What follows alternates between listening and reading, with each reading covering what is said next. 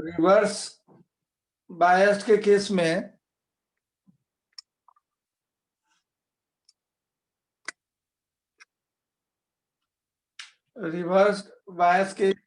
में डायोड देखते थे क्या होता था।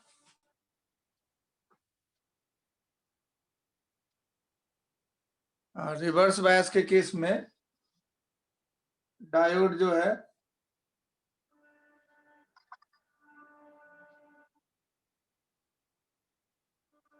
ये रिवर्स बायस है डायोड। ये नेगेटिव, ये पी साइड था, पॉजिटिव साइड, ये नेगेटिव साइड होता था डायोड का, पॉजिटिव साइड और नेगेटिव साइड होता था। तो रिवर्स बायस वोल्टेज अगर ये बढ़ाते चले गए तो रिवर्स बायस में डिप्लीशन लेयर जो है चौड़ा हो जाता है। हम लोग पढ़े थे, ये डिप्लीशन लेयर है, ये पी साइड था, पीएन जंक्शन डायोड। इसको बैटरी के माइनस से और नेगेटिव को बैटरी के प्लस से जोड़ देने के बाद डिप्लीशन लेयर जो था ये चौड़ा हो जाता है। इसमें ये होल्स थे ज्यादा तादाद में, इसमें इलेक्ट्रॉन्स था ज्यादा तादाद में। फ्यू जो है थर्मली जनरेटेड इलेक्ट्रॉन और होल भी होते हैं, थर्मली जनरेटेड इलेक्ट्रॉन और होल भी फ्यू अमाउंट में होते हैं। तो इसमें होल की तादाद ज्यादा है, इलेक्ट्रॉन की तादाद ज्यादा है। तो ये नेगेटिव टर्मिनल है, डिप्लीशन लेयर इसमें विड्थ चौड़ा हो जाता है इनिशियली। जैसे ही नेगेटिव बायसिंग किए कि विड्थ ऑफ डिप्लीशन लेयर चौड़ा हो जाता था, जिससे क्या होता था कि यहाँ के पोटेंशियल बैरियर बढ़ जाता था। जो अप्लाइड वोल्टेज से ज्यादा है तो वो जो है करंट कंडक्ट नहीं करने देगा। तो रिवर्स बायस में हम लोग बोलते थे करंट फ्लो नहीं करेगा, डिफ्यूजन करंट नहीं होगा। रिवर्स बायस के केस में बोलते थे डिफ्यूजन करंट नहीं होगा। फ्यू होल्स और इलेक्ट्रॉन्स होते थे जो कि प्योर सेमीकंडक्टर में वैलेंस बैंड से इलेक्ट्रॉन भाग गया था कंडक्शन बैंड में, तो कंडक्शन बैंड में जितना फ्री इलेक्ट्रॉन्स गया था उतना ही होल्स वैलेंस बैंड में जनरेट हुआ था। उसको थर्मली जनरेटेड इलेक्ट्रॉन होल बोलते हैं।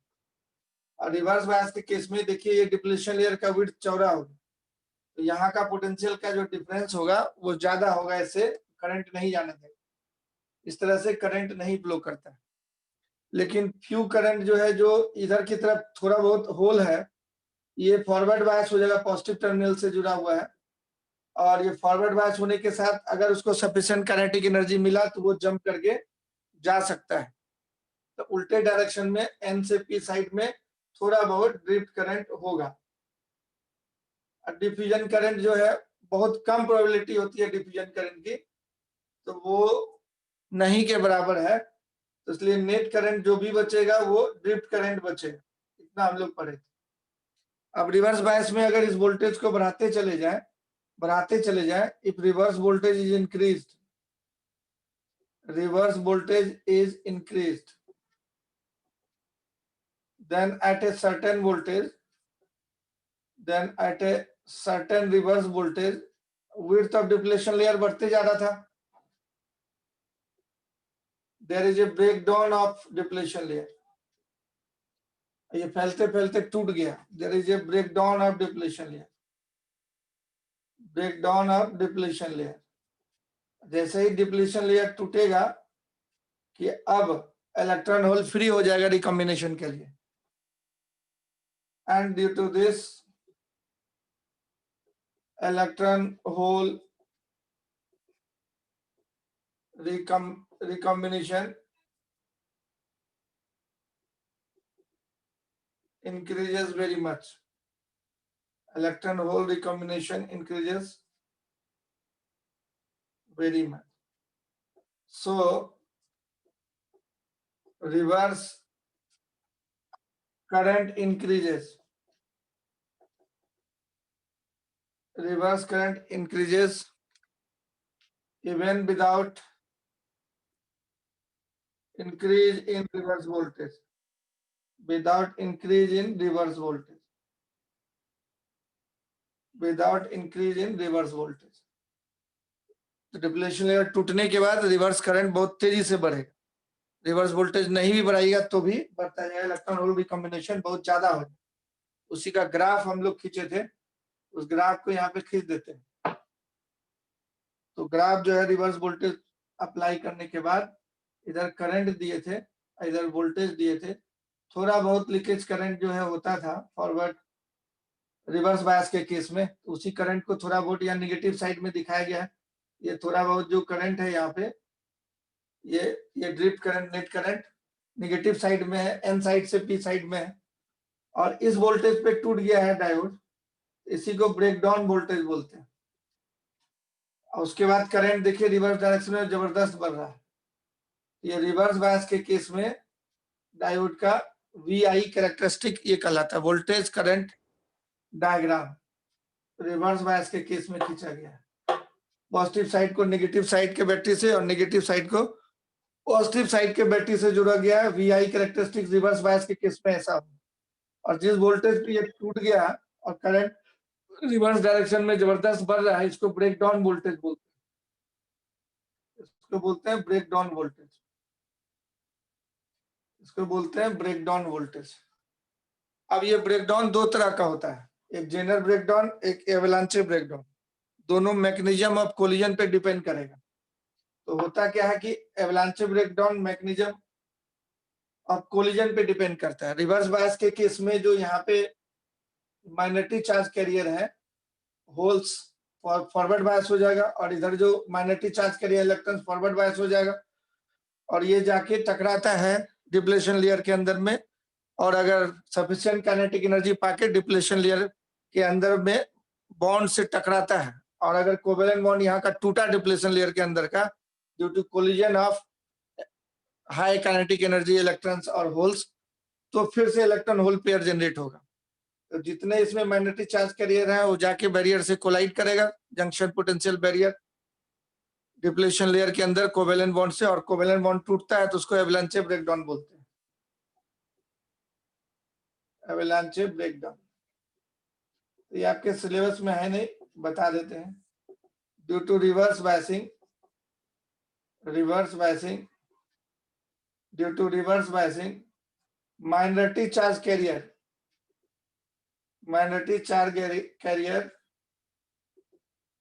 carriers in P and N side becomes forward biased,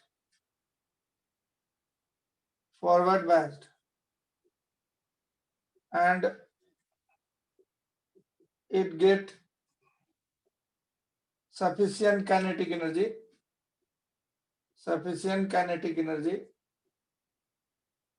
and collides with the covalent bond of depletion layer,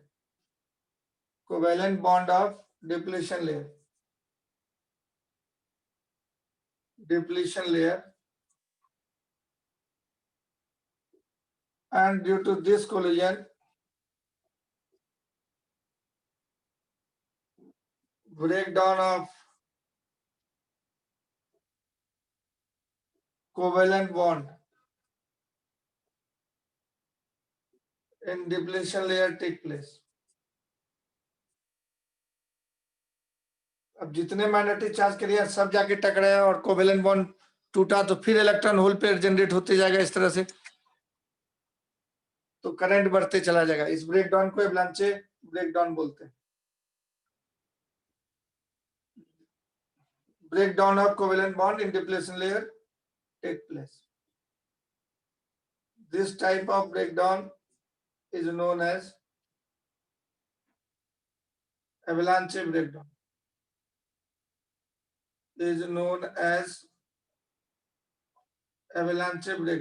यही ए भी लिख देते हैं इसका शॉर्टकट में, वहां जगह नहीं है, ए भी लिख avalanche breakdown। और जेनर ब्रेकडाउन क्या होता है, वो डोपिंग पे डिपेंड करता है। जब दो सेमीकंडक्टर को डोप करते थे, एक्स्ट्रा एलिमेंट मिलाते थे, हेवली डोप सेमीकंडक्टर में ऑटोमेटिकली जो है डिप्लेशन लेयर का बॉन्ड, कोवेलेंट बॉन्ड ऑटोमेटिकली खुद ब खुद टूटते रहता है टेम्परेचर के बदौलत। जिस टेम्परेचर पे आप काम करते हैं उस टेम्परेचर पे वो बॉन्ड टूटते रहता है। उस ब्रेकडाउन को उसके चलते, मतलब कोवेलेंट बॉन्ड ऑटोमेटिकली जो टूटा हाई डोपिंग के चलते, उस ब्रेकडाउन को हम लोग बोलते हैं जेनर ब्रेकडाउन, रिवर्स बायस के केस में। तो इफ कोलिजन से नहीं, कोलिजन से टूटा तो एवलांचे ब्रेकडाउन, और जेनर ब्रेकडाउन बोलते हैं कि हाई डोपिंग करने के चलते, due to heavily doped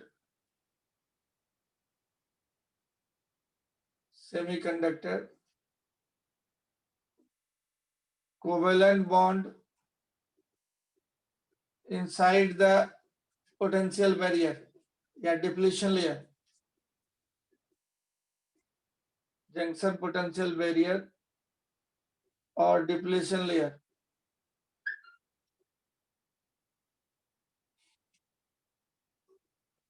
breaks down when reverse voltage is applied. Reverse voltage is applied. Reverse voltage is applied. So this type of breakdown is Zener breakdown. This type of breakdown is Zener breakdown. Zener breakdown. अब इसके basis पे हम लोग जो है Zener diode बनाते हैं, इसके बेसिस पे जेनर डायोड बनाते हैं और बोलते हैं जेनर डायोड वोल्टेज रेगुलेटर की तरह काम करता है। तो जेनर डायोड जो है रिवर्स बायस के केस में जो कोवेलेंट बॉन्ड टूटा और ट्रेमेंडस करंट बढ़ गया रिवर्स डायरेक्शन में, तो इसके बेसिस पे हम लोग जेनर डायोड बनाते हैं। और जेनर डायोड का सिंबल इस तरह से, इस तरह का सिंबल होगा जैसे लगेगा कि एन साइड में मूछ लगा दिया गया, ये पी साइड है, ये एन साइड है ना, इसी को बोलते हैं जेनर डायोड। अब Zener diode act as voltage regulator, कोई भी फ्लक्चुएशंस इनपुट सिग्नल का एब्जॉर्ब कर लेता है। तो जेनर डायोड एक्ट एज, ये ऑब्जेक्टिव क्वेश्चन में पूछेगा, act as a voltage regulator. कैसे वोल्टेज रेगुलेटर की तरह काम करता है या देखिए, act as a voltage regulator. एक सर्किट बना के हम दिखा रहे हैं जेनर डायोड वोल्टेज रेगुलेटर की तरह कैसे काम करता है। Zener diode act as a voltage regulator. इसका सर्किट नीचे बनाना है, इसको मिटाना पड़ेगा। Zener diode reverse bias condition में जो डायोड टूट गया था और करंट जबरदस्त बढ़ गया था, वोल्टेज नहीं भी बढ़ा रहे थे, तो ये जेनर डायोड लगा दिए एक सर्किट में और इसको रिवर्स वोल्टेज लगाएंगे। यहाँ पे एक रेजिस्टेंस लगाते हैं इनपुट साइड में, आर आई बोल रहे हैं, और इधर एक बैटरी लगा रहे हैं। इनपुट वोल्टेज इसी को बोलते हैं वी इनपुट यहाँ पे। अब ये एन साइड है आपका, ये पी साइड है, इधर पॉजिटिव दे दिए एन को पी से और पी को निगेटिव से, मतलब बैटरी का हाई पोटेंशियल यहाँ है, लो पोटेंशियल यहाँ है, पॉजिटिव यहाँ है, निगेटिव यहाँ है। ये रिवर्स बायस हो गया डायोड। और इधर एक लोड रेजिस्टेंस लगा देते हैं यहाँ पे, इसी लोड के थ्रू आउटपुट हम लोग मतलब आउटपुट वोल्टेज देखेंगे। आउटपुट वोल्टेज हमेशा कांस्टेंट रहेगा, इसके खिलाफ जो वोल्टेज है Vz, वही आउटपुट वोल्टेज मिलेगा यहाँ पे। V नॉट जो बोले, V naught equal to Vz हो जाए, हमेशा कांस्टेंट रहेगा। कैसे, तो मान लीजिए इनपुट वोल्टेज रिवर्स वोल्टेज आप बढ़ाते जा रहे हैं, ये एन को पॉजिटिव साइड से जोड़ा हुआ है, रिवर्स वोल्टेज बढ़ाते चले जा रहे हैं। इसमें जो ये टोटल करंट आई टी मतलब टोटल करंट, अब जेनर डायोड जो है में करंट खींचा आई जेड और इधर लोड के थ्रू गया आई एल, ये लोड के थ्रू करंट गया आई एल, ऐसे गया लोड के थ्रू। तो आप यहाँ जंक्शन रूल से देख सकते हैं कि I T equal to I Z plus I L होगा। अब अगर ये signal voltage V I increase कराते हैं आप, तो नतीजा क्या होगा कि आई टी बढ़ जाएगा, आई टी बढ़ जाएगा। तो जब करंट यहाँ पे बढ़ेगा तो जेनर डायोड जो है रिवर्स के केस में ये वोल्टेज बढ़ाने के चलते ये आई जेड इंक्रीज कर जाता है, आई जेड इंक्रीज कर जाता है अपने अंदर में, जो ये ब्रेकडाउन हो चुका है और ये अपने अंदर ये खींच लेता है, आई जेड इंक्रीजेस। इस तरह से आई जेड बढ़ता है कि आई एल हमेशा कांस्टेंट रहता है। I Z increases such that अपने अंदर सब वेरिएशंस को एब्जॉर्ब कर लेता है, such that I L remain constant, I L remain constant. इसलिए आउटपुट वोल्टेज जो बोलिएगा VO equal to I L into R L, so output voltage V L equal to I L, R L equal to constant, constant output voltage, constant output voltage. तो जो भी fluctuations यहाँ होगा अपने अंदर खींच लेगा और इधर की तरफ जो है कांस्टेंट करंट भेजते रहेगा, तो constant current into resistance, load का फिक्स था, तो आउटपुट वोल्टेज लगातार कांस्टेंट देता रहेगा।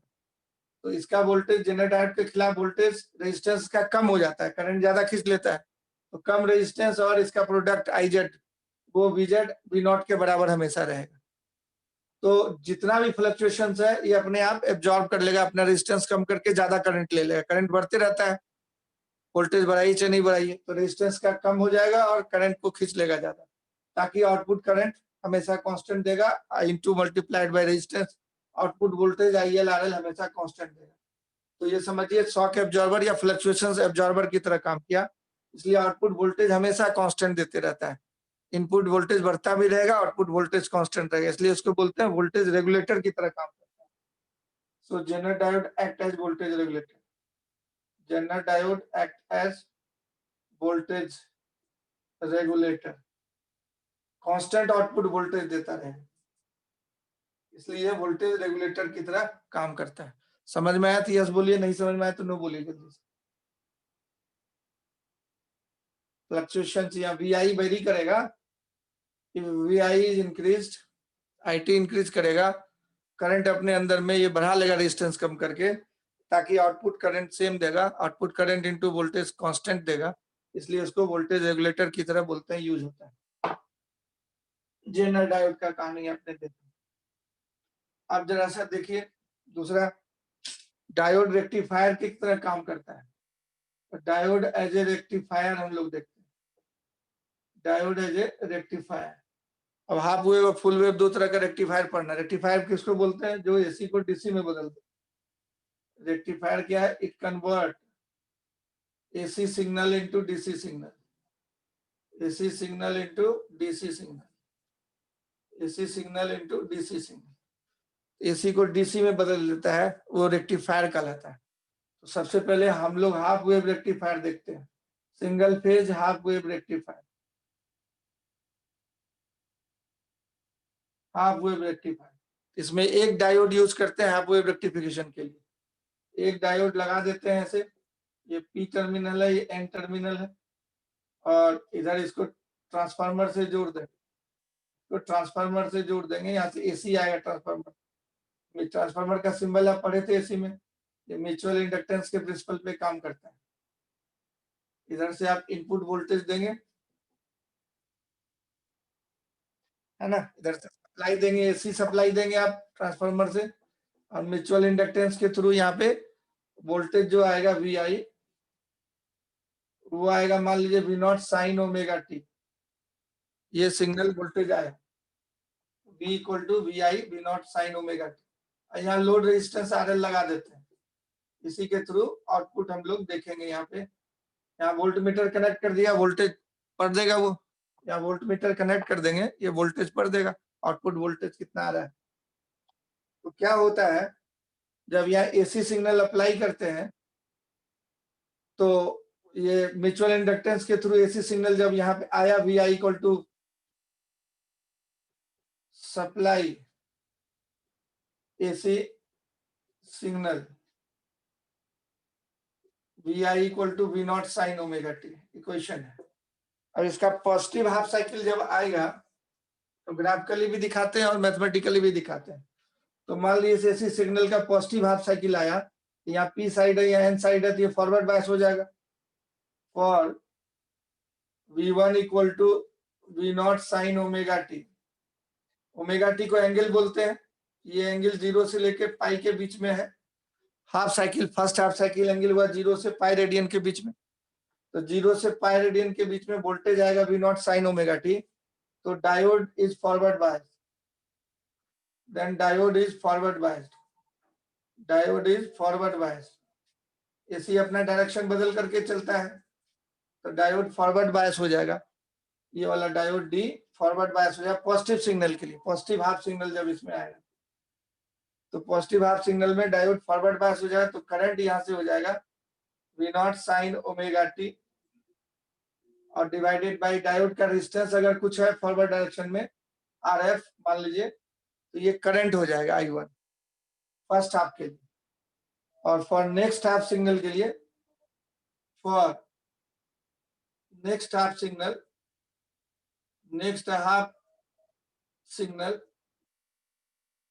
जब नेक्स्ट हाफ सिग्नल जाएगा ऐसा, तो मतलब पाई से लेके ओमेगा टी के बीच का बोले, पाई से लेके 2 पाई के बीच का सिग्नल, तो V2 हो जाएगा V0 sign omega t minus पाई, ये सप्लाई वोल्टेज हुआ। तो ये नेगेटिव हो जाएगा और ये पॉजिटिव हो जाएगा नेक्स्ट हाफ साइकिल के, नेगेटिव साइकिल नेक्स्ट हाफ के लिए नेगेटिव हो जाएगा, और इधर वाला ये टर्म जो है पहले फर्स्ट हाफ के लिए पॉजिटिव हुआ था, इधर नेगेटिव हुआ था, नेक्स्ट हाफ के लिए नेगेटिव हो जाएगा और ये वाला पॉजिटिव टर्मिनल हो जाएगा। तो नेक्स्ट हाफ के लिए नेगेटिव हो जाएगा तो रिवर्स बायस हो जाएगा। Then diode 2, then diode D is reverse biased, reverse biased. Reverse bias में बोलेंगे करंट I2 0 हो जाएगा, करंट इसमें नहीं फ्लो करेगा, मतलब एक half plus half cycle conduct करेगा, ये फॉरवर्ड बायस होएगा, माइनस हाफ साइकिल ये रिवर्स बायस होगा। फर्स्ट हाफ साइकिल के लिए इसको अगर 0 माने तो हाई पॉजिटिव पे होगा, मतलब हाई वोल्टेज पे होगा, तो ये फॉरवर्ड बायस हो जाए। नेक्स्ट हाफ के लिए वो माइनस हुआ और ये हाई वोल्टेज पे हो जाए, मतलब रिवर्स बायस हो जाए, तो करंट नहीं जाए। इसलिए सिर्फ forward bias positive half cycle के लिए करंट बार बार कंडक्ट करेगा डायोड, और नेगेटिव हाफ साइकिल के लिए कंडक्ट नहीं करेगा, इसलिए इसको बोलते हैं हाफ वेव रेक्टिफिकेशन। इसका ग्राफ बना के आप खींच सकते हैं, इसको नोट कर लीजिए, तो फिर ग्राफ बना के हम दिखा देते हैं। इसको ग्राफ बना के आप खींच सकते हैं, तो देखिए यहीं पे बना देते हैं ग्राफ। मान लीजिए सप्लाई वोल्टेज था आपका, ये सप्लाई वोल्टेज था, ये वोल्टेज सप्लाई किया आपने टाइम के साथ एसी वोल्टेज, और यहाँ पे जो है डायोड में जो करंट जा रहा है उसको यहाँ दिखा देते हैं टाइम। तो जब ये फर्स्ट हाफ सिग्नल जाएगा तो डायोड कंडक्ट कर जाएगा, और जब नेगेटिव सिग्नल जाएगा नेक्स्ट हाफ, तब ये डायोड कंडक्ट नहीं करेगा, मतलब रिवर्स बायस है डायोड, रिवर्स बायस में करंट नहीं फ्लो करता, इनफाइनाइट रेजिस्टेंस बोल देते हैं, डायोड का रेजिस्टेंस जो है इनफाइनाइट हो जाएगा, करंट नहीं जाएगा। फिर पॉजिटिव हाफ साइकिल जाएगा, फिर डायोड कंडक्ट करेगा, फॉरवर्ड बायस हो जाएगा। फिर नेगेटिव हाफ साइकिल जाएगा, डायोड नहीं कंडक्ट करेगा, इनफाइनाइट रेजिस्टेंस शो करेगा।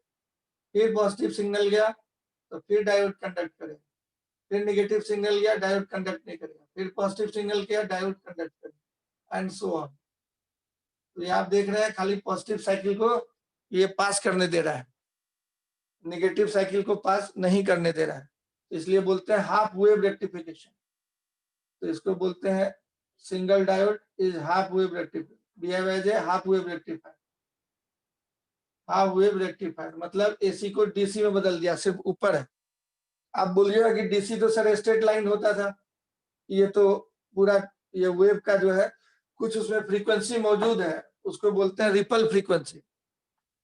उस फ्रीक्वेंसी को, जैसे कि आटा आप चालने से जो है चालते हैं तो आटा निकल जाता है, चोकर रह जाता है उसके अंदर में, उसी तरीके से इसमें फिल्टर लगाते हैं, फिल्टर कैपेसिटर फिल्टर की तरह करता है काम। तो कैपेसिटर लगा देंगे अगर, तो क्या करेगा, ये कैपेसिटर एसी को जाने देता है, डीसी को ब्लॉक कर देता है। एसी सिग्नल हाई फ्रीक्वेंसी वाला सिग्नल पास कर जाएगा कैपेसिटर में, क्योंकि कैपेसिटर का रेजिस्टेंस क्या होता था, एक्सी को 1/ओमेगा-c बोलते थे, 2πfc कैपेसिटर का कैपेसिटिव रिएक्टेंस ऐसा बोलते थे। तो हाई फ्रीक्वेंसी होगा तो उसका रिएक्टेंस कम हो जाएगा, तो हाई फ्रीक्वेंसी के लिए लो रिएक्टेंस शो करता है कैपेसिटर। तो अगर कैपेसिटर लगा देंगे तो वो फिल्टर की तरह काम करेगा, इसको बोलते हैं पल्सेटिंग डीसी। इस तरह के फोटो को बोलते हैं पल्सेटिंग, कुछ पल्स रिपल फ्रीक्वेंसी मौजूद है, तो पल्सेटिंग डीसी है। इसमें फिल्टर से पास कराएंगे, मतलब कैपेसिटर से पास कराएंगे, एसी पास कर जाएगा और डीसी वाला प्योर पार्ट बच जाएगा। तो प्योर डीसी में कन्वर्ट हो जाए तो capacitor is used as filter,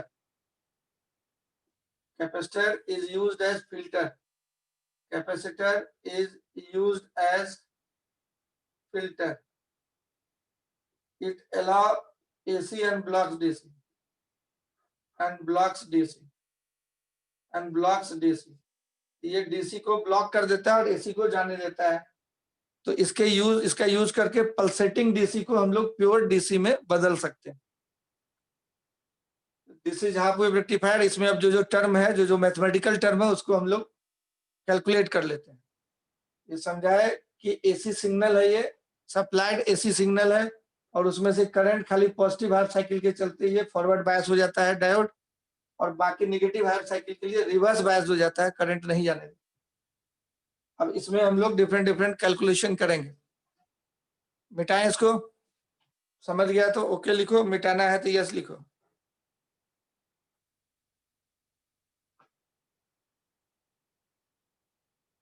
कुछ पूछना है तो पूछ सकता है, इसमें कुछ ऐसा चीज जो नहीं समझ में आओ तो पूछ सकता है। पॉजिटिव हाफ साइकिल के लिए डायोड हो गया forward bias, negative half cycle के लिए हो गया डायोड रिवर्स बायस। तो नहीं बोलेगा तो हम बोलते ही रहेंगे इसी पे। समझ गया जी?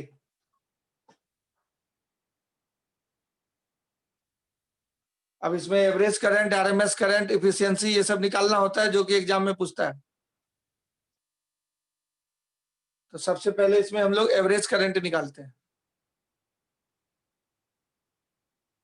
Diode as a half wave rectifier पढ़ रहा था, सबसे पहले इसमें एवरेज करंट निकालते हैं। तो पहला कैलकुलेशन करते हैं, एवरेज करंट को डीसी करंट भी बोलते हैं। एवरेज करंट और डीसी करंट, डायोड एसी को डीसी में बदल देगा डायोड से पास करने के बाद जो करंट आएगा, एवरेज करंट कितना होगा? तो आई एवरेज या आई डीसी को बोलते हैं आई एवरेज। आई एवरेज को आई डीसी बोलते हैं। एवरेज निकालने के क्या फॉर्मूला बताए थे? आई डी का इंटीग्रेशन डिवाइडेड बाय dt का इंटीग्रेशन, है ना? तो टाइम के साथ इक्वेशन लिखो या थीटा के साथ इक्वेशन लिखो, दोनों में से कोई एक काम कर सकता है। तो पूरा एक साइकिल के लिए निकालना चाहता है एवरेज तुम, 0 से t टाइम के लिए एक साइकिल के लिए एवरेज। इसको दो पार्ट में हम लोग बांटेंगे, क्योंकि हाफ साइकिल के लिए डायोड क्या करता था? कंडक्ट करता था। तो 0 से लेकर के t/2 टाइम तक में इसका इक्वेशन आई साइन ओमेगा टी होता था, I not sine omega T होता, 0 से आधा एंगल के लिए, मतलब t/2 टाइम के लिए इंटू dt, और प्लस t/2 से t टाइम के लिए I not sine omega t minus pi. तो उसमें करंट ही नहीं फ्लो करता था, तो करंट इसमें 0 हो जाता था, डायोड से करंट नहीं पास करता था, तो 0 dt डिवाइडेड बाय dt का इंटीग्रेशन 0 से t। अब इसको इंटीग्रेट कर दो, एवरेज करंट निकल जाए। तो हम लोग अभी देखे इस डायोड में कि प्लस हाफ साइकिल के लिए करंट जाने देता है I not sine omega T, और नेक्स्ट हाफ साइकिल के लिए करंट नहीं जाने देता है, इसलिए इसको हम लोग बोल दिए 0 dt। तो इसको इंटीग्रेट कर दो, इसका इंटीग्रेशन तो 0 हो जाएगा सेकंड पार्ट का, आई नॉट बाहर हो जाएगा, साइन ओमेगा टी का integration minus cos omega T by omega, 0 से t/2 तक इंटीग्रेट करेगा, इधर t आ गया, तो हो गया I not by omega T. उधर माइनस हटा देंगे तो लिमिट उल्टा हो जाएगा, 0 ऊपर t/2 नीचे cos 0 1, और ओमेगा t/2 को बोलेंगे हम लोग पाई, तो cos ओमेगा t/2 बन जाएगा cos पाई माइनस 1। तो 0 डाले तो 1 और ये डाले तो cos पाई माइनस 1, तो 1 माइनस माइनस 1 2 बन जाएगा। तो 2 I naught by omega T को 2 पाई बोलते हैं, आई नॉट बाई पाई बचेगा।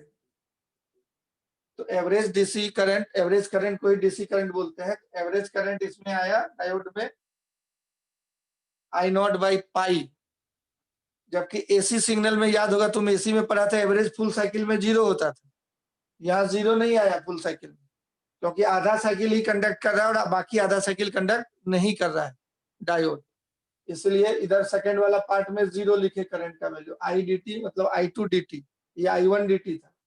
इसको दो पार्ट में हम तोड़े, I1 dt 0 से t/2 टाइम के लिए, प्लस I2 dt 0 से t/2 से t टाइम के लिए, डिवाइडेड बाय ये dt का इंटीग्रेशन। तो तुमको हम बताए थे डायोड में अभी I1 आया था I not sine omega t, I2 आया था 0, I2 आया था 0, इसलिए I2 का वैल्यू 0 डाल दिया, I1 का वैल्यू इतना डाल दिया। पॉजिटिव हाफ साइकिल के लिए है, ये नेगेटिव हाफ साइकिल के लिए।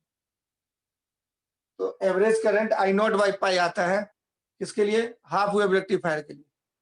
अब इसी में जो है कि हम लोग आरएमएस करंट निकालते हैं लोड के through, RMS current, RMS I RMS root mean square current.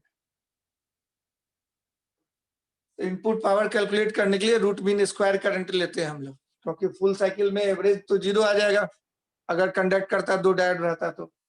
RMS current निकालते हैं हम लोग आई आरएमएस, तो हम लोग पढ़े थे आई आरएमएस का स्क्वायर इंटू dt का इंटीग्रेशन 0 से t equal to I square dt का इंटीग्रेशन 0 से t। अब इसी t को इधर डिवाइड करके रूट ले लेते हैं तो इसको आरएमएस करंट बोलते हैं। तो अब इसको दो पार्ट में तोड़िए आप। t/2 टाइम तक में डायोड कंडक्ट करता था I1 करंट, और t/2 से लेकर t तक में डायोड कंडक्ट नहीं करता था। तो दो पार्ट में तोड़ दिया। तो I1 वाला होता था I0 sign omega T, I0 square sine square omega T हो गया, और ये 0 से t/2 टाइम था। ये हो जाता था 0 सेकेंड हाफ के लिए, t/2 से t तक में सेकेंड हाफ में डायोड सिंगल डायोड कंडक्ट नहीं करता है, तो 0 स्क्वायर dt हो, 0 स्क्वायर dt। अब तब इसका जो है कैलकुलेशन कीजिएगा तो I0 स्क्वायर साइन स्क्वायर को आप बोलते हैं 1 माइनस कॉस 2 ओमेगा t/2, और लिमिट 0 से t/2। ये वाला पार्ट तो 0 हो, ये हो गया I0 स्क्वायर। उधर वाला आप लिख सकते हैं IRMS का स्क्वायर इंटू टी। अब इसको इंटीग्रेट करेंगे अलग अलग, हाफ बाहर आ जाएगा, और इंटीग्रेशन करेंगे आप तो 1 इंटू डी टी हो गया 0 से t/2, minus cos 2 omega T dt हो गया 0 से t/2। तो कितना आएगा ये I0 स्क्वायर हाफ, ये लिमिट लगा के t/2 आ गया, इसका इंटीग्रेशन t होगा t/2 minus 0 t/2, cos 2 omega T का sin 2 omega T by 2 omega. अब 0 से t/2 तक इसको इंटीग्रेट कर दिया, 0 से t/2 तक इंटीग्रेट कर दिया, ये बच गया I0 square into t/4 minus, इसमें देखिए ओमेगा टी को बोलते हैं 2 पाई, तो ये t/2 जब डालेंगे तो 2 कट गया, ओमेगा टी 2 पाई हो गया, साइन 2 पाई 0 होता है, एक चक्कर मारने के बाद माइनस साइन 0 0 होता है, तो ये 0 माइनस 0 ही आ जाए, बाई 2 ओमेगा रहेगा भी तो कोई फर्क नहीं। तो ये हो गया I0 स्क्वायर t/4 IRMS का square into T equal to इतना हो गया। अब टी कट जाए, अब रूट ले लेंगे, IRMS आ जाएगा I0/2 आ गया। अब एसी सिग्नल में साइनसॉइडल एसी लेते थे हम लोग, तो I0/√2 आता था IRMS, यहाँ √2 नहीं आया, I0/2 आया, क्योंकि खाली हाफ साइकिल में डायोड कंडक्ट कर रहा है, नेक्स्ट हाफ साइकिल में कंडक्ट नहीं कर रहा है। तो खाली पॉजिटिव हाफ साइकिल के लिए डायरेक्ट 0 से t/2 टाइम तक जो करंट था उसमें फॉरवर्ड बायस था डायोड, उसमें करंट खाली फ्लो किया, और t/2 से t टाइम तक रिवर्स बायस हो गया था डायोड, उसमें करंट नहीं फ्लो किया। तो ये बाई√2 नहीं आता है, याद रखिएगा। एसी में आता था हम लोग को I0/√2 RMS, यहाँ पे आया I0/2। Diode single wave rectifier पर रहे हैं, सिंगल डायोड लगाए, एक डायोड लगा के काम कर रहे हैं, RMS करंट आ गया I0/2। ये ऑब्जेक्टिव में पूछेगा तो इसको आप I0/2 लिखेंगे, नॉट √2, हाफ वेव रेक्टिफायर के केस में, RMS current through half wave rectifier. लिख लिया, इसको मिटा दें, यस और नो।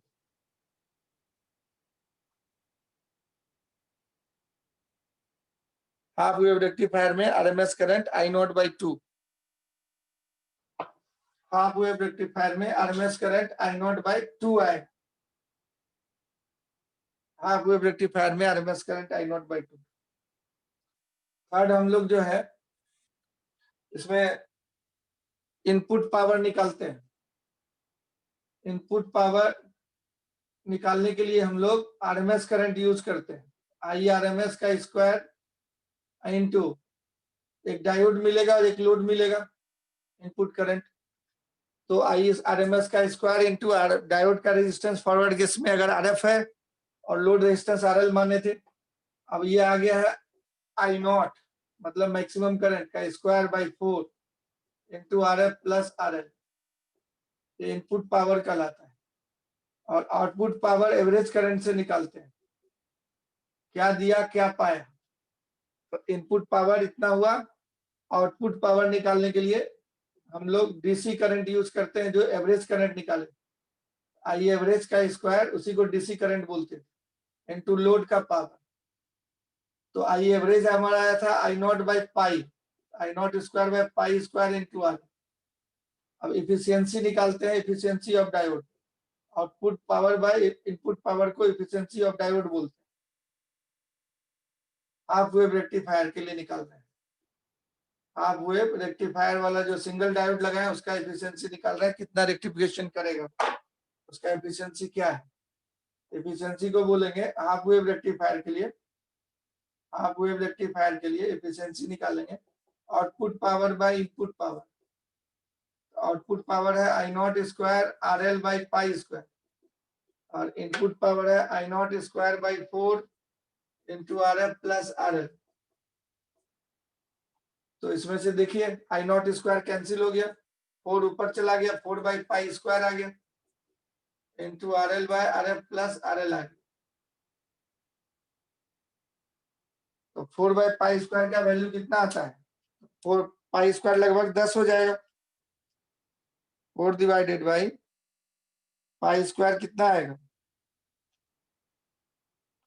तो ये 0.405 आ गया, 4052 इंटू आर एफ बाई ये R load resistance by forward bias के केस में डायोड का रेजिस्टेंस बाय आर एल इतना है। अब अगर आइडियल डायोड मानते हैं तो फॉर आइडियल डायोड तो फॉरवर्ड बायस में रेजिस्टेंस उसके लिए 0 बोलते हैं। आइडियल डायोड के लिए फॉरवर्ड बायस में रेजिस्टेंस 0 लिया आता है, रिवर्स बायस में इन्फिनिटी लिया आता है।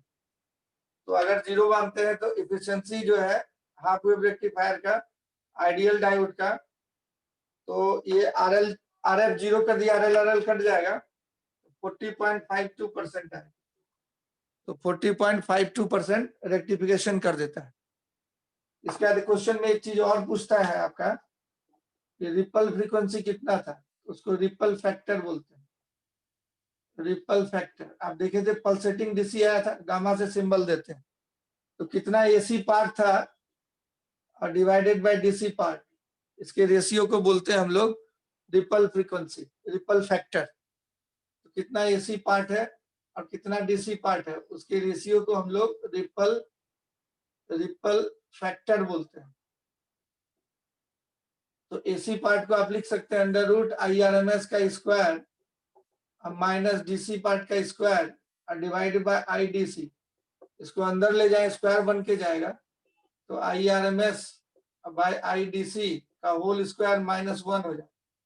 अब IRMS हम लोग निकाले थे I not by pi, sorry I not by 2 और DC निकाले थे I नॉट बाई पाई, इसका होल स्क्वायर -1 का रूट। ये रिपल फ्रीक्वेंसी हो जाएगा हाफ वेव रेक्टिफायर के लिए। इसके लिए निकाल रहे हैं हाफ वेव रेक्टिफायर के लिए। कंप्लीट डीसी में नहीं कन्वर्ट हुआ था, पल्सेटिंग डीसी था। तो रिपल फैक्टर कितना है उसको कभी कभी क्वेश्चन में पूछ देता है। तो रिपल फैक्टर यहाँ से पाई स्क्वायर हो गया, मतलब 10 के आसपास, डिवाइडेड बाय 4 - 1। तो पाई का स्क्वायर अगर हम लोग करेंगे,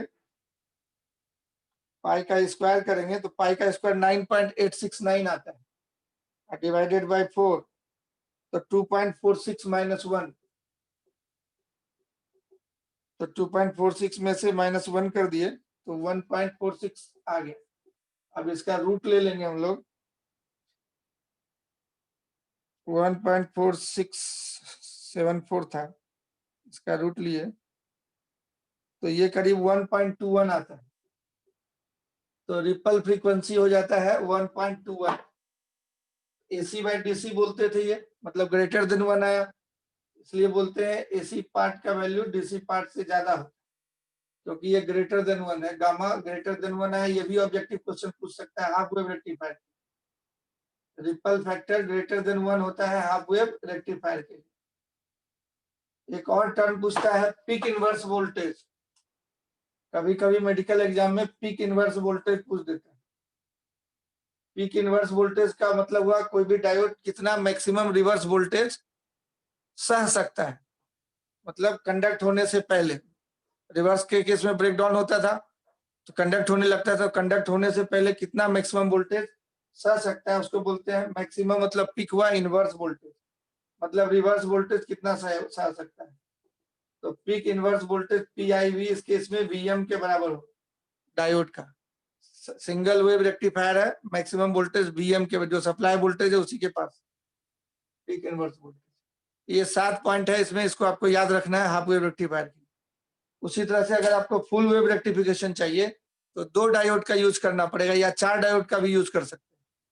तो 2 डायोड का यूज करके हम लोग full wave rectifier rectification achieve करते हैं। तो जरा देखते हैं अगला case, full wave rectifier. Diode as a full wave rectifier. ये सातों पॉइंट नोट कीजिएगा, इसी में से क्वेश्चन रहेगा। मिटाएं इसको, यस और नो। तो जितने पॉइंट पूछ सकते हैं आपको वो सब हम एक साथ दे दिए आपको। अब आपकी समझदारी है, इसको आप याद रखिएगा तो क्वेश्चन बना के आइएगा, नहीं याद रखिएगा तो नहीं बना। तो diode as a full wave rectifier, semiconductor diode as a full wave rectifier, full wave rectifier. इसके लिए दो डायोड यूज करते हैं। एक बार एक फॉरवर्ड बायस होगा तो दूसरा रिवर्स बायस, दूसरा फॉरवर्ड बायस होगा तो हाफ साइकिल में, पॉजिटिव हाफ साइकिल में एक फॉरवर्ड बायस हो जाएगा, दूसरा रिवर्स बायस हो जाएगा। और नेगेटिव हाफ साइकिल में एक वो फॉरवर्ड बायस हो जाएगा, दूसरा रिवर्स बायस हो जाएगा। उसके लिए खास तरीके का अरेंजमेंट किया जाता है। In this case 2 diodes are used. 2 diodes are used. और also center tap transformer is used. Centre tap का मतलब हुआ सेंटर में जीरो मान लेते हैं, centre tap transformer, centre tap transformer is used. Centre tap transformer और ग्राउंडेड बोलते हैं उसको, ग्राउंडेड टैप। सेंटर को जीरो मान लेते हैं, अर्थिंग कर देते हैं ट्रांसफार्मर के सेंटर वाले point. Grounded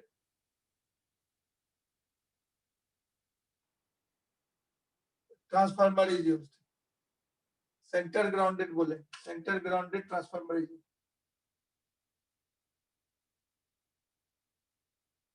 transformer is used. क्या होता है इसको देखिए कैसे डायग्राम बनाते हैं। तो ये आपका एसी सिग्नल जो सप्लाई आप दीजिएगा ट्रांसफार्मर के थ्रू, ये सिंबल होता है ट्रांसफार्मर का। यहाँ से एसी आप दे रहे हैं, उसको डीसी कन्वर्ट करना है, इसको डीसी में कन्वर्ट करना है, एसी को डीसी में कन्वर्ट करना है। तो आप यहाँ पे एक डायोड लगा देते हैं और इसको अर्थिंग कर देते हैं, मतलब इसको ग्राउंड बोल दिया है ना, इस पॉइंट को जीरो बोल दिया यहाँ से, और यहाँ से एक टर्मिनल निकाल लेते हैं ऐसे, और एक डायोड यहाँ भी लगा दिए। अब इन दोनों के बीच में एक लोड लगा देते हैं, यहाँ पे लोड लगा लेते हैं, इसी के खिलाफ वोल्टेज हम लोग देखेंगे, इसी में देखेंगे कि कैसे करंट इसके खिलाफ वोल्टेज, यही आउटपुट वोल्टेज देता है, यही आउटपुट वोल्टेज देता है। ये सर्किट डायग्राम हो गया। इस डायोड का नाम देते हैं D1, इस डायोड का नाम देते हैं D2, P1N1, P2N2। Forward bias के केस में रेजिस्टेंस इसका RF, इसका भी RF बोल दे। रिवर्स बायस के केस में रेजिस्टेंस 0 बोल दे। रिवर्स बायस केस में इनफिनाइट रेजिस्टेंस, इनफिनाइट हो जाए। अभी कुछ फाइनाइट है, आइडियल डायोड के लिए 0 होता है फॉरवर्ड बायस के केस में, RF का वैल्यू 0 होगा। डायनामिक रेजिस्टेंस बोलते हैं डायोड का उसको। तो क्या होता है कि जब पॉजिटिव हाफ सिग्नल जाएगा यहाँ पे, और यहाँ पे ये जीरो है, तो कहीं भी जीरो लाइन है तो इसके ऊपर पॉजिटिव, नीचे निगेटिव बोलेंगे। पॉजिटिव हाफ के लिए ऊपर पॉजिटिव, नीचे निगेटिव हो जाए, और निगेटिव हाफ के लिए ऊपर निगेटिव होगा तो नीचे वाला पॉजिटिव हो जाए। तो हम लोग क्या करेंगे, for positive half cycle, for positive half cycle, ध्यान से देखिए, पॉजिटिव हाफ साइकिल के लिए, पॉजिटिव हाफ साइकिल के लिए ये डायोड D1 हाई पोटेंशियल पे हो गया, ये 0 वोल्ट पे है तो वो हाई वोल्ट पे हो गया, और ये माइनस लो वोल्ट पे हो गया पॉजिटिव हाफ साइकिल के लिए। मतलब ये डायोड पॉजिटिव को पॉजिटिव आ गया तो फॉरवर्ड बायस हो गया। Diode D1 is forward biased, D1 is forward biased, diode D1 is forward biased, and diode D2 is reverse biased, diode D2 is reverse biased. Mathematically इसको कैसे लिखेंगे, ये supply जो वोल्टेज था आपका इनपुट, वो V0 साइन ओमेगा टी था, 0 से पाई तक के लिए बोल रहे हैं, पॉजिटिव हाफ साइकिल के लिए बोल रहे हैं, 0 से पाई तक के लिए बोल रहे हैं पॉजिटिव हाफ साइकिल के लिए। तो डायोड D1 में से करंट I1 हो जाएगा हमारा, V0 बाई जो रेजिस्टेंस था इसका RF, ऐसा, और डायोड से कंडक्ट किया current sign omega T, and diode D2 I2 में रिवर्स बायस हो जाता है, इनफाइनाइट रेजिस्टेंस शो करेगा, इसमें से करंट नहीं हो।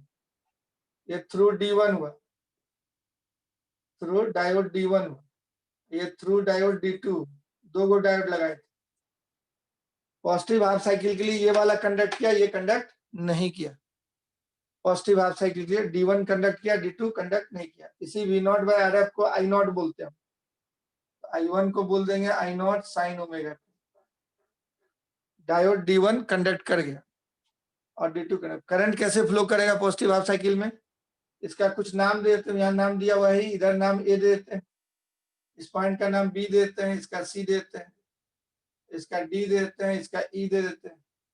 ये ग्राउंडेड था, इसका नाम G दे देते हैं, G मतलब ग्राउंडेड। तो देखिए करंट कैसे जाएगा, A से जाएगा P1 N1 से होते हुए, B से होते हुए, C से होते हुए, RL से होते हुए, D से होते हुए, E से होते हुए, G से होते हुए A की तरफ जाएगा। इधर कोई करंट नहीं जाएगा। तो करंट जो फ्लो करेगा डायोड D1 में, तो इसमें से कहां से जाएगा? A से P1 D1 N1 से होते हुए, B से होते हुए, C से होते हुए, लोड से, मतलब ऐसे करंट जा रहा है C से D की तरफ, D की तरफ, D से E से होते हुए, G से होते हुए A पे पहुंच। ये पाथ होगा करंट का, इस रास्ते से करंट फ्लो करेगा, मतलब इस लोड के थ्रू करंट फ्लो करेगा ऐसे, और इसमें से करंट फ्लो नहीं करेगा, ये रिवर्स बायस हो गया। ठीक है, इतना समझ में आ गया? दूसरा पोर्शन लिखने वाले हैं तो नेगेटिव हाफ साइकिल वाला लिखेंगे। तो पॉजिटिव हाफ साइकिल के लिए पहला वाला डायोड फॉरवर्ड बायस, दूसरा रिवर्स बायस, मतलब इससे करंट जा रहा है। यस और नो, जल्दी बोलो। बाकी लोग बैठा हुआ खाली देख रहा है जी, पूछ रहे हैं समझ में आया तो बोलो यस, नहीं समझ में आया तो बोलो नो।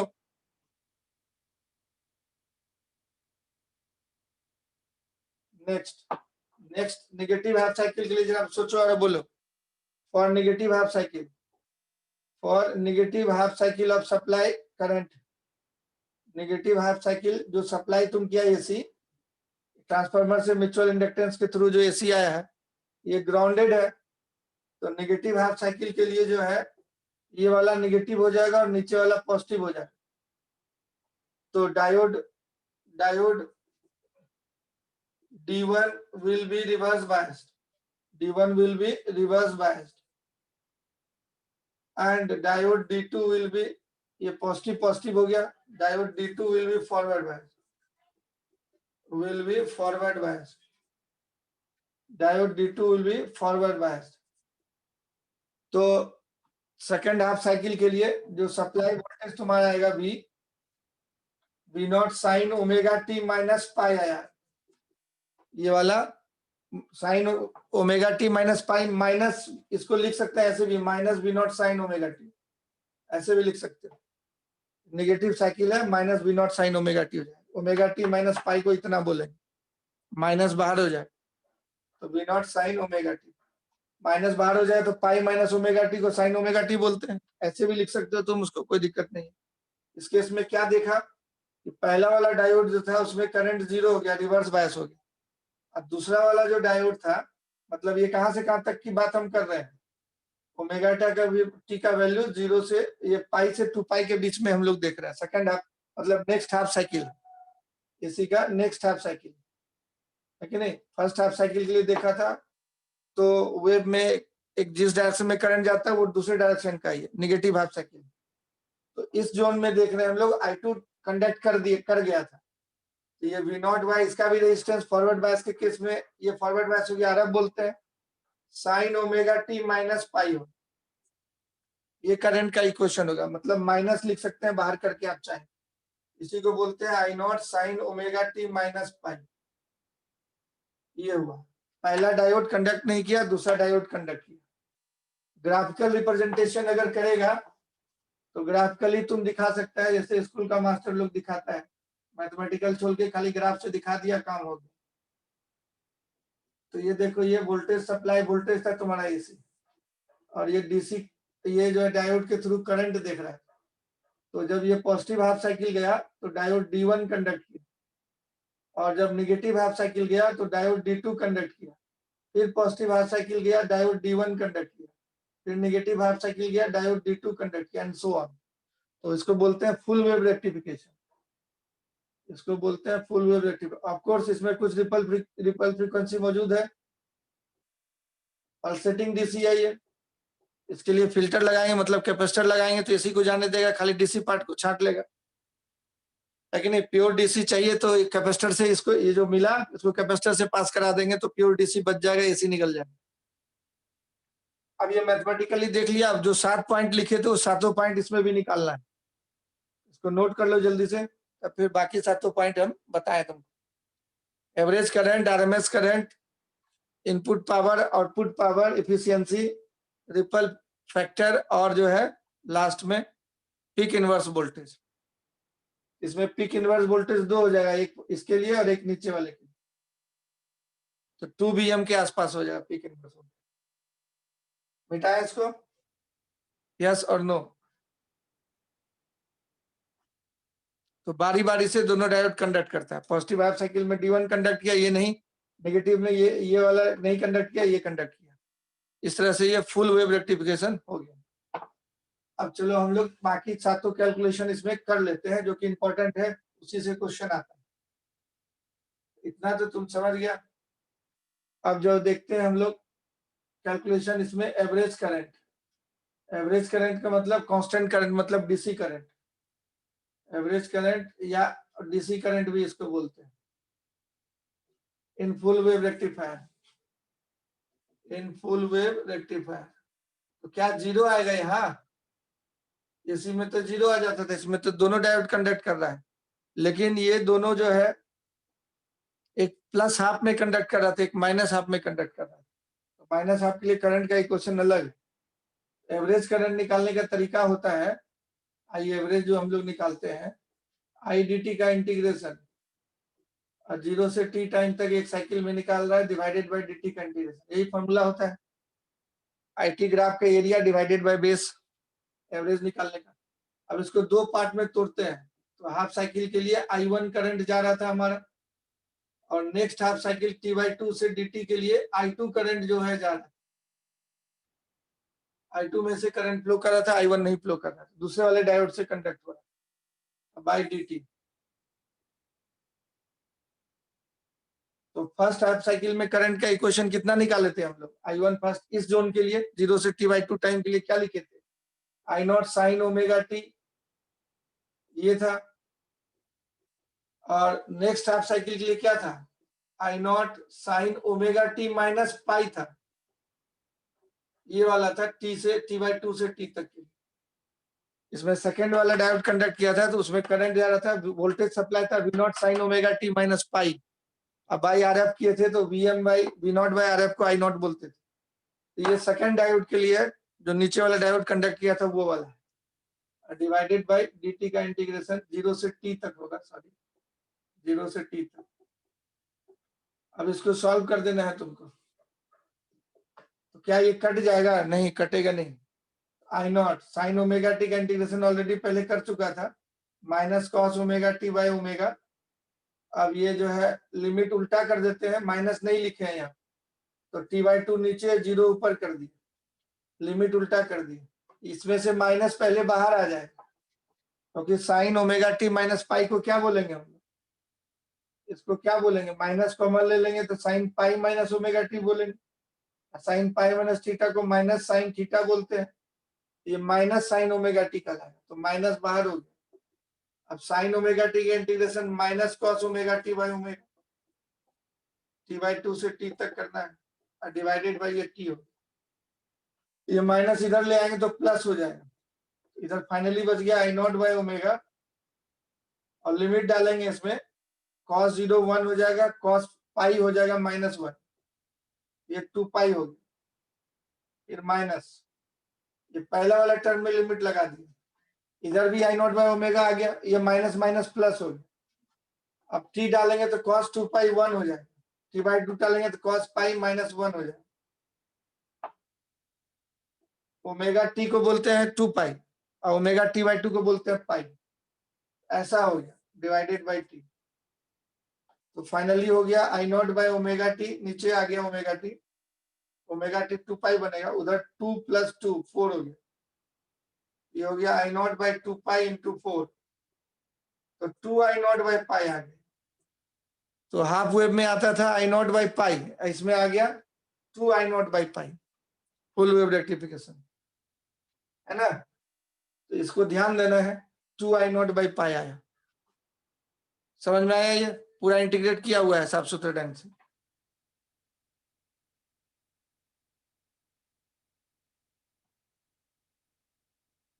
पहला आपके लिए ऊपर वाला डायोड कंडक्ट किया था, दूसरा आपके लिए नीचे वाला कंडक्ट किया। D1 D2 दो डायोड लेके चले थे। अब आगे हम लोग जो है इसमें आरएमएस करंट इसी तरीके से निकालना है। आरएमएस करंट क्या है, तो दूसरा जो है केस हम लोग आरएमएस करंट निकालते हैं।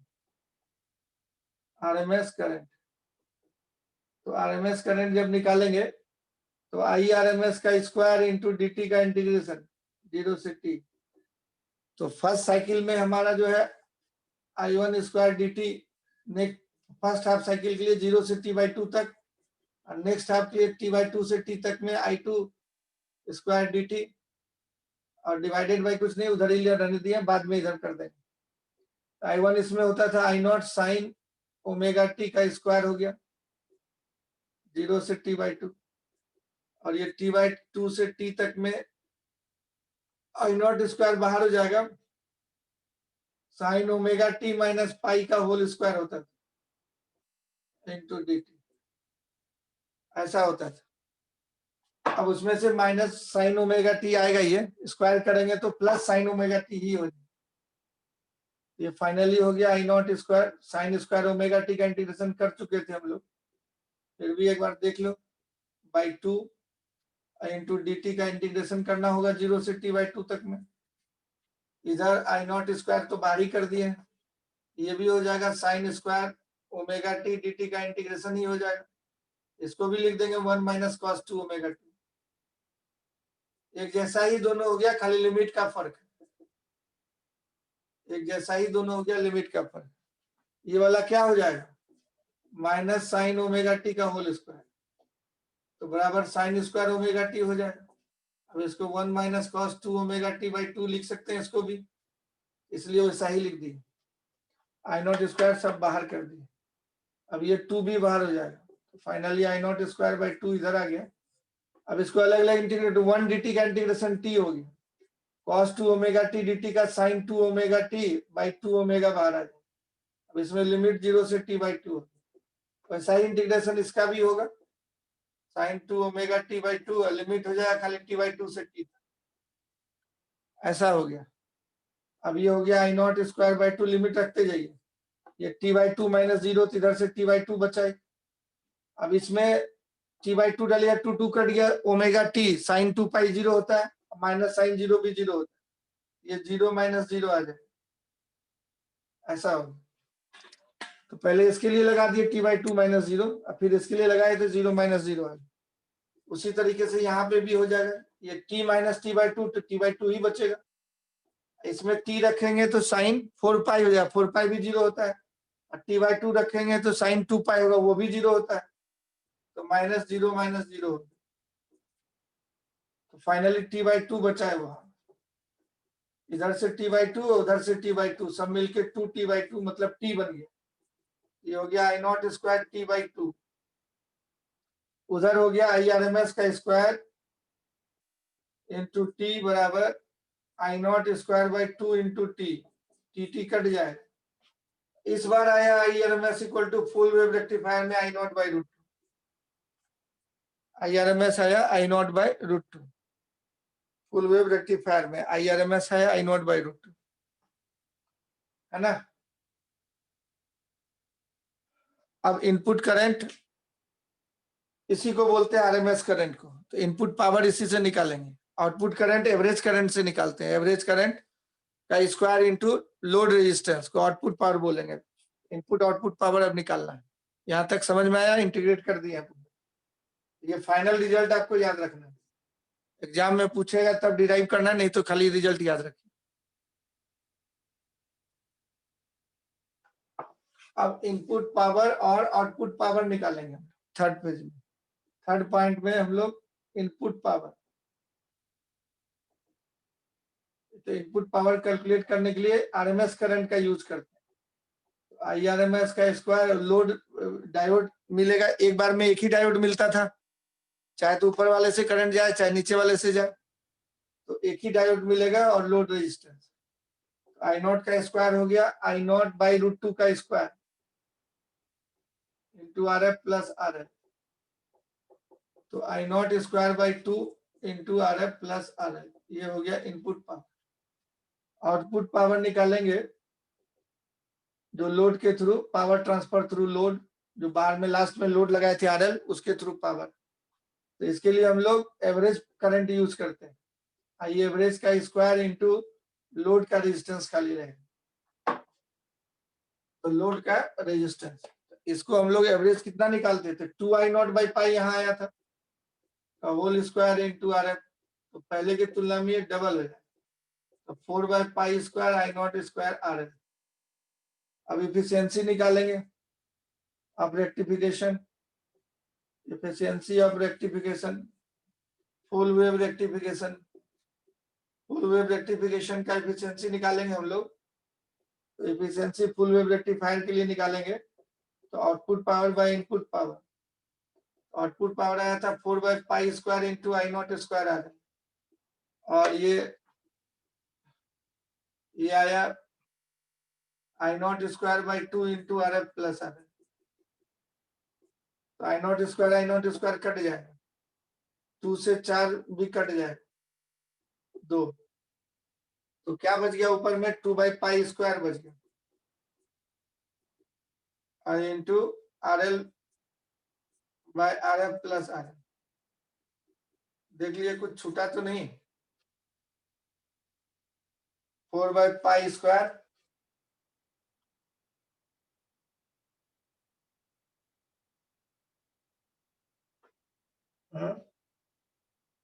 कैलकुलेशन चेक कर लीजिए थोड़ा,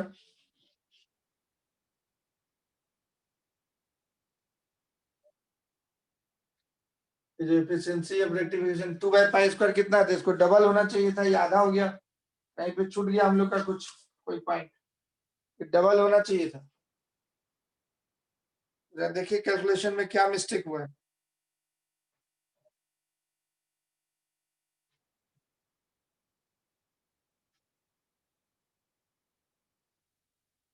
फुल वेव रेक्टिफिकेशन में एफिशिएंसी डबल हो जाता है, तो हम लोग जो करंट निकाले थे I am by √2,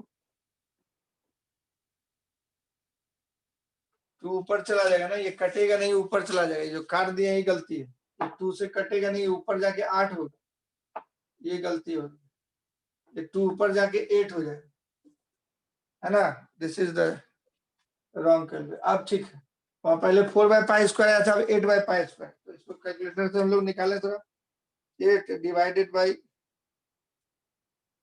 pi square, तो डबल हो जाएगा, 0.810 आ गया, है ना, वो 0.405 आया था वह पहले, उसका डबल हो गया, are L by R F plus R L, है ना। अब फॉर आइडियल डायोड के लिए अगर निकालिएगा, आइडियल डायोड के लिए, आइडियल डायोड के लिए हम लोग आर एफ को 0 मानते हैं, forward bias resistance 0, efficiency full wave rectifier ideal diode का ये 81% हो जाएगा, कितना हो जाएगा 81%, ये आर एफ 0 कर दिया, आर एल कट गया, इसको परसेंटेज में बोलेंगे तो 81%, दिस इज 81%। अब इसमें जो है रिपल फैक्टर निकालेंगे, अगर रिपल फैक्टर गामा, तो गामा को हम लोग निकालते थे IAC, जिसको कि IRMS बाई IAC IDC का होल स्क्वायर -1 करते थे, RMS यहाँ आया I0/√2, IDC आया 2I0/पाई होल स्क्वायर -1, तो I0 कट जाएगा और बच जाएगा पाई का स्क्वायर बाई 2 √2 का स्क्वायर मतलब 8 होगा, 2 एक साथ बोलेगा आई नॉट कट गया, तो पाई स्क्वायर बाय 8 हो गया, करीब 9 पॉइंट कुछ है पाई स्क्वायर। पाई स्क्वायर का वैल्यू होता है 9.869 8696 डिवाइडेड बाय 8, ये 1.23 है, -1, तो ये आ जाएगा हमारा 0.2337। अब इसका रूट लेना है, 0.2337, ये आ गया 0.483, 0.483।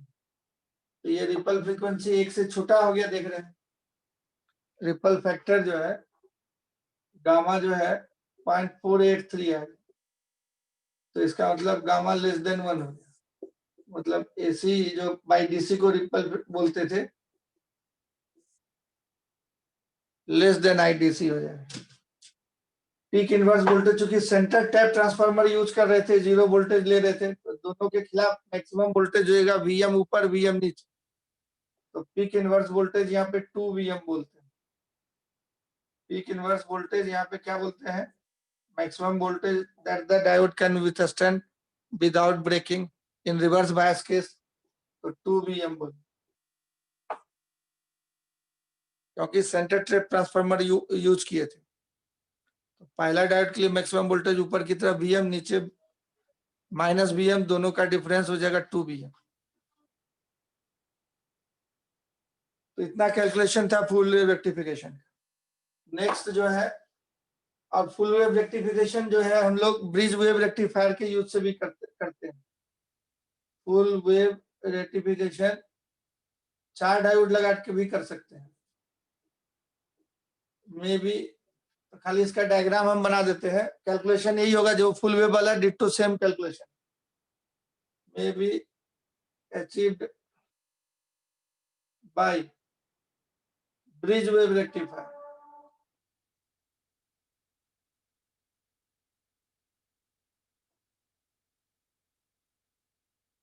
मतलब यूजिंग 4 डायोड।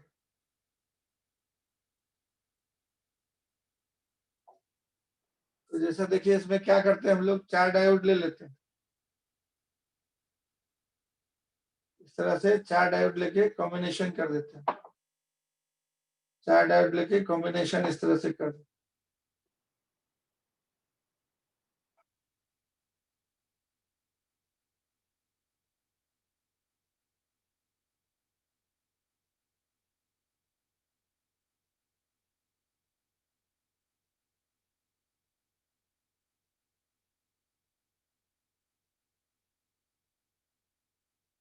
4 डायोड लेके कॉम्बिनेशन कर देते हैं, इसको ब्रिज वेव रेक्टिफायर बोलते हैं, ट्रांसफार्मर बना देते हैं।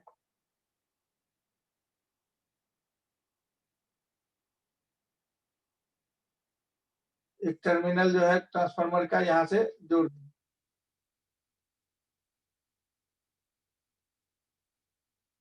एक टर्मिनल यहाँ से जोड़ दें, यहाँ से लोड ले लीजिए, इसमें लोड लगा लीजिए। देखिए तो फुल वेव रेक्टिफायर मिलता है, बनता है क्या?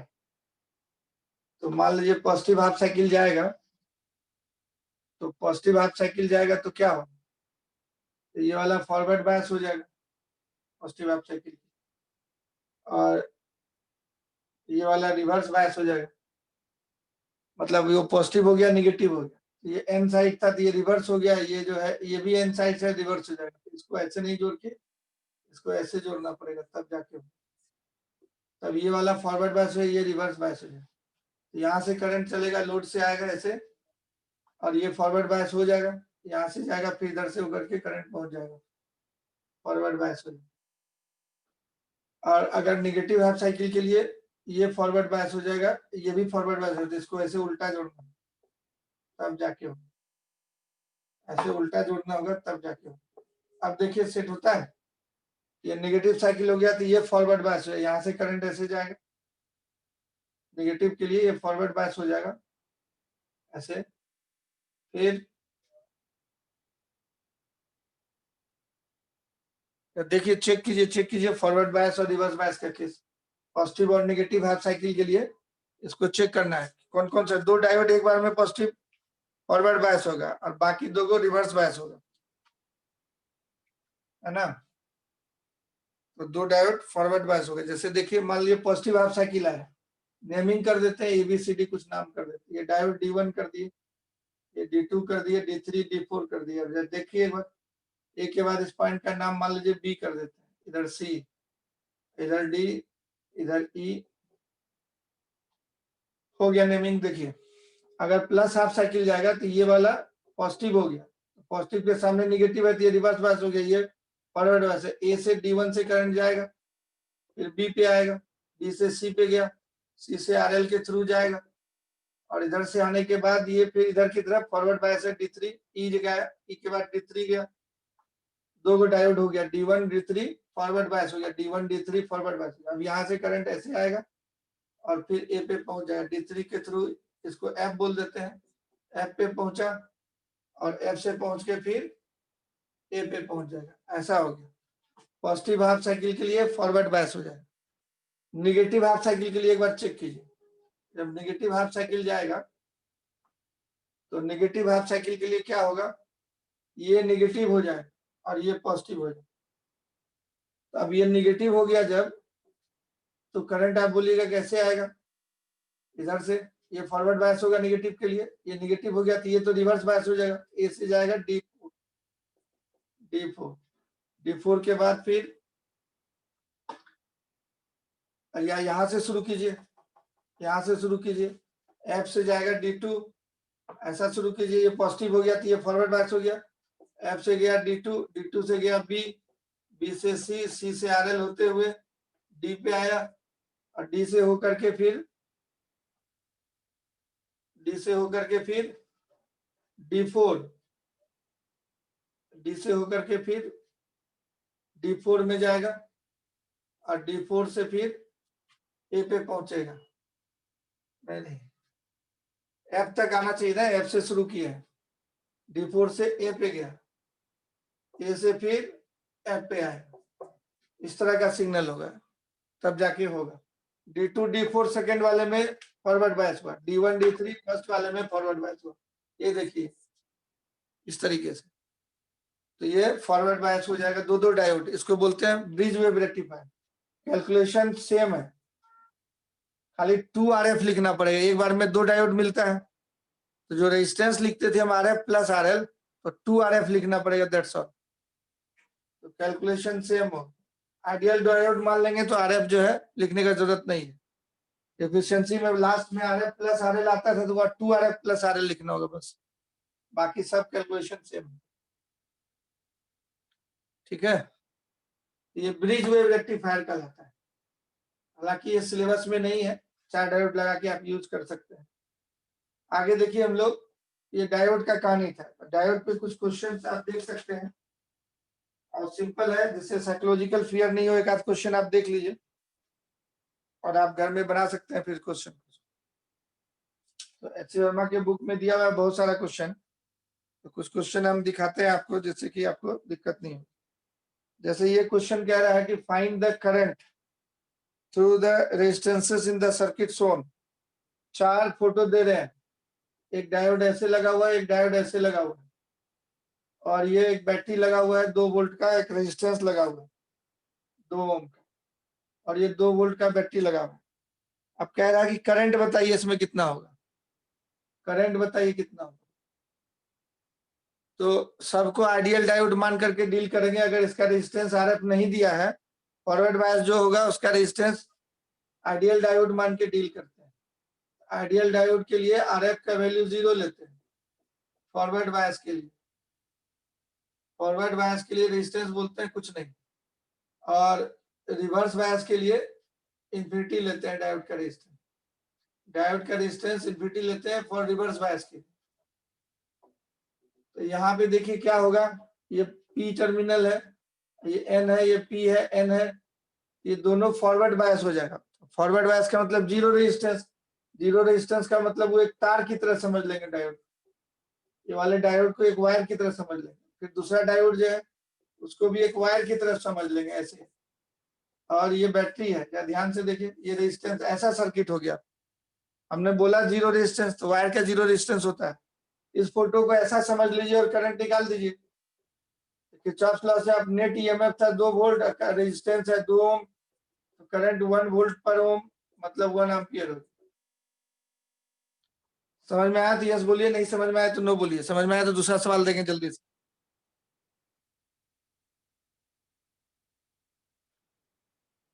फॉरवर्ड बायस था ना, ये प्लस को प्लस से जोड़े तो फॉरवर्ड बायस, जीरो रेजिस्टेंस हो। दूसरा क्वेश्चन, अब इसी में देखिए दूसरा क्वेश्चन दे रहे हैं, इसलिए इसको देख के घबराना नहीं है, डायोड लगा देगा। बहुत इजी है, तुरंत बना दीजिएगा 1 सेकंड में। दूसरा डायोड है ऐसे, जैसे देखिए यहाँ पे क्वेश्चन दे रहे हैं, ये रिवर्स बायस कर दिया है, ऐसा है, और एक बैटरी लगा दिया और एक रेजिस्टेंस लगा दिया। कुछ नहीं लिखा हुआ है, खाली पूछ रहा है करंट बताइए। आई पूछ रहा है कितना हुआ। तो हम लोग देख रहे हैं ये चौड़ा वाला पॉजिटिव टर्मिनल कहलाता है, ये मोच टाइप का जो है ये नेगेटिव टर्मिनल, ये पेंदी पॉजिटिव है। अब ये फॉरवर्ड बायस हो गया पहला डायोड, ये तो फॉरवर्ड बायस हो गया तो उसका रेजिस्टेंस जीरो हो जाएगा, उसको तार बना दे। और दूसरा वाला जो है इनफिनाइट, ये रिवर्स बायस हो जाएगा। दूसरा वाला इनफिनाइट रेजिस्टेंस है, ये रिवर्स बायस हो जाएगा, ये ओपन सर्किट की तरह बिहेव करेगा, इनफिनाइट रेजिस्टेंस हो जाएगा। हवा का रेजिस्टेंस इन्फिनिटी होता है, इनफिनाइट रेजिस्टेंस हो गया, वो रिवर्स बायस की तरह काम करेगा। और ये बैटरी लगा हुआ है, ये 2 ओम है और ये 2 वोल्ट है ना, ऐसा सर्किट हो गया। तो अब इसमें करंट जाएगा क्या? नहीं जाएगा करंट, तो आई क्या बोलेंगे, जीरो होगा, ओपन सर्किट की तरह हो गया।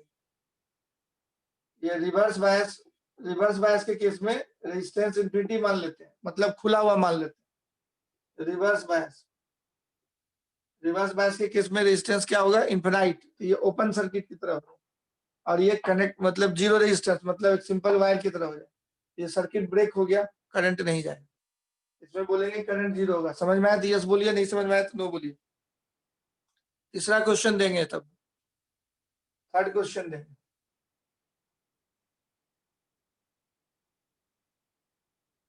जो रिवर्स बायस है उसका रेजिस्टेंस इन्फिनिटी आएगा, और जो फॉरवर्ड बायस है उसका रेजिस्टेंस जीरो होगा। तो इस तरह से तुम इस डायोड का सारा किरचॉफ लॉ तरीके से ही करेगा सारा काम।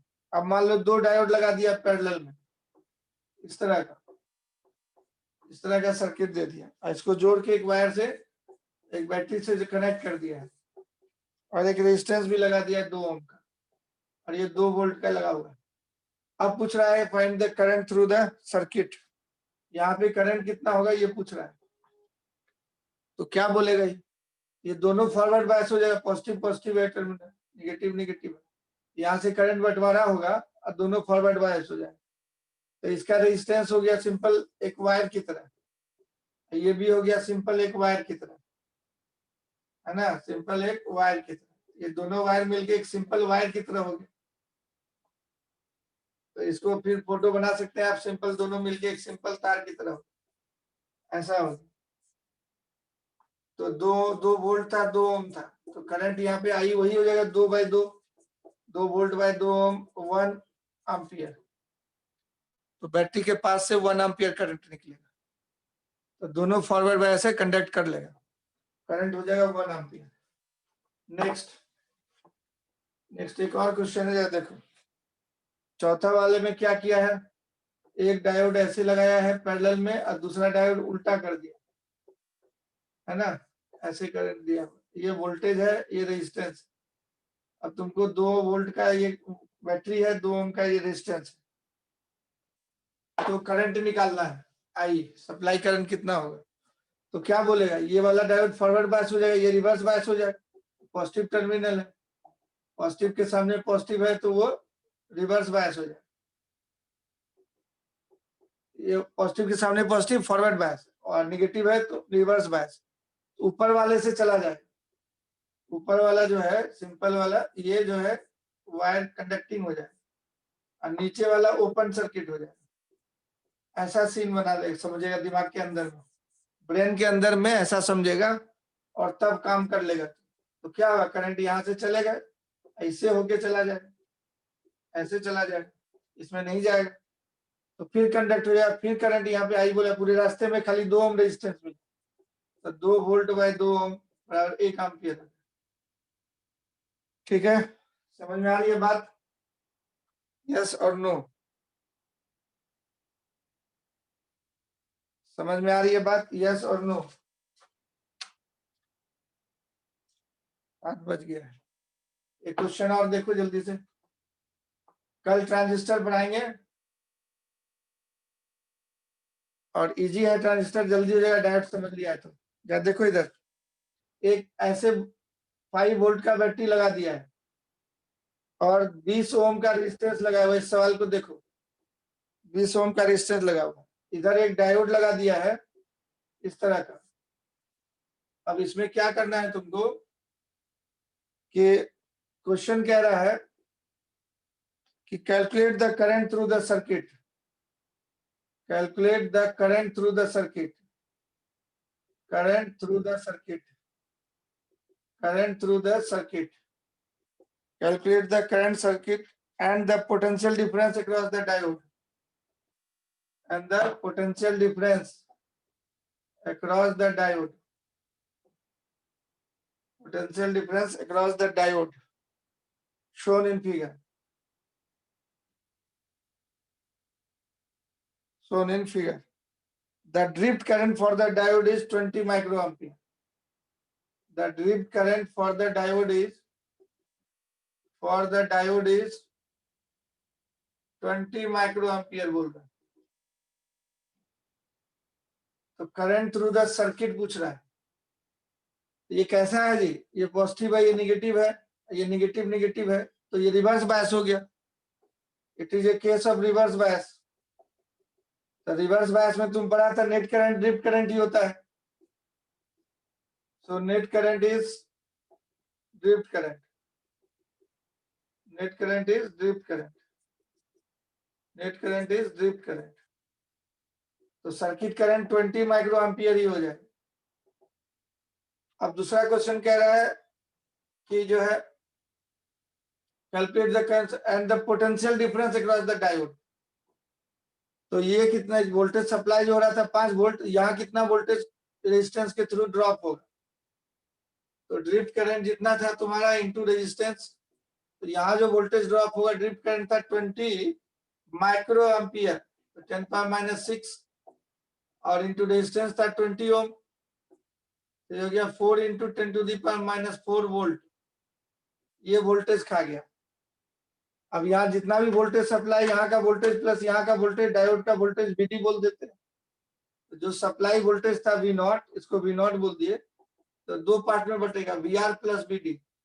तो VD इक्वल टू हो गया V0 माइनस VR। V0 था 5 वोल्ट और इसमें हो गया 0.0004, ये कितना हो गया 4.9996। यही डायोड का वोल्टेज है answer. This is the answer, voltage through diode. समझ में आया? ड्रिफ्ट करंट था जो, वही सर्किट करंट हो, वही जगह रिवर्स बायस में ही करंट फ्लो करे, क्योंकि रिवर्स बायस है तो उसमें नेट करंट ड्रिफ्ट करंट होता है। और इसमें वोल्टेज ड्रॉप कितना हुआ IR से निकाल लिए, इसमें से घटा दिए, इसका वोल्टेज निकल, इस तरह से वोल्टेज हम लोग निकाल लिए इसमें से। तो तुम जो है अब इस तरह के क्वेश्चन को कर सकता है। एक और क्वेश्चन देखो लॉजिकल, ऐसे डायोड लगाए हुए हैं, यहाँ भी एक रेजिस्टेंस दिए हुए हैं, यहाँ दो टर्मिनल है A और B, और ये दिया हुआ है 10 ओम, ये दिया हुआ है 10 ओम, है कि नहीं? तो अब क्वेश्चन कह रहा है find the equivalent resistance of the network. अब इस क्वेश्चन में पूछ रहा है R इक्विवेलेंट क्या होगा, R इक्विवेलेंट क्या होगा? अब तुम देखो ये जो है पॉजिटिव है, ये नेगेटिव है। अगर A का पोटेंशियल ज्यादा होगा, इसमें दो आंसर होगा। आंसर में क्या लिखेंगे? अगर A का पोटेंशियल ज्यादा होगा B से, तब ये फॉरवर्ड बायस हो जाएगा, तो इधर से भी करंट जाएगा, उधर से भी करंट जाएगा, तो इक्विवेलेंट रेजिस्टेंस हो जाएगा तुम्हारा 10-10 पैरेलल में आ गया, 10/2 बराबर 5 ओम। अब अगर वोल्टेज A का कम हो गया B से, तब ये रिवर्स बायस हो जाएगा, तो इसमें करंट नहीं जाने देगा ये, तो करंट इधर से खाली इस रास्ते से जाएगा, तो R इक्विवेलेंट हो जाएगा 10 ओम। समझ में आया तो यस बोलो, नहीं समझ में आया तो नो बोलो, जल्दी से बोलो, यस और नो। अगर ये वोल्टेज ज्यादा है इससे तो ये फॉरवर्ड बायस हो गया, तो दोनों रेजिस्टेंस एक्टिव हो जाएगा। आर इक्विवेलेंट जो रहेगा, दो गो रास्ते में दो रेजिस्टेंस मिला, 5 ओम, अदरवाइज 10 ओम हो। इस तरह से तुम डायोड का क्वेश्चन बना सकता है। कल ट्रांजिस्टर लॉजिक गेट खत्म हो जाएगा, कल हम लोग पढ़ेंगे, आखिरी क्लास होगा, तो कल मिलिए, फिर लास्ट क्लास कल हम लोग करते हैं। उसके बाद फिर रिवीजन करेंगे और करना शुरू करेंगे, कैपेसिटर वैपेसिटर मैग्नेटिज्म सब पढ़ाएंगे, तो जिसको जरूरत होगा वो पढ़ेगा। चलिए कल मिलते हैं हम लोग।